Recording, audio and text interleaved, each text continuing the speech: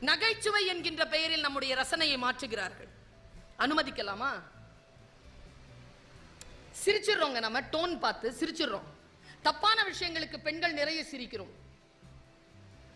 கோபம் வருவதே இல்லை நமக்கு. தப்பான விஷயங்களுக்கு எப்படி நாம் சிரிக்க முடியும்? சொல் முக்கியமே தவிர சொல்லினுடைய தொனியை வைத்து நம்ம ஏமாற்றுகிறார்கள். ஜாகிரதை.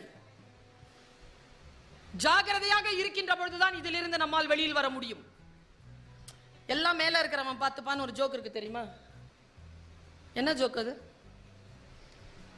கணவனை தவிர்த்து வேறு ஒரு ஆணோடு நட்பு கொண்டிருக்கக்கூடிய, தொடர்பு கொண்டிருக்கக்கூடிய ஒரு பெண் ஆண் வீட்டிற்கு வரான உடனே பர்ண மேல எல்லாம் அவரை மறைச்சு வச்சிடறா. அதானே? அவர் உள்ள வந்து கேட்டா எல்லாம் மேல இருக்கிறவன் பார்த்துப்பா, எல்லாரும் சிரிக்கிறோமே. நம் வீட்டில் அது நடந்தால் சிரிப்போமா? குடும்பம் என்கின்ற நிறுவனத்திற்கு இது சரி வருமா?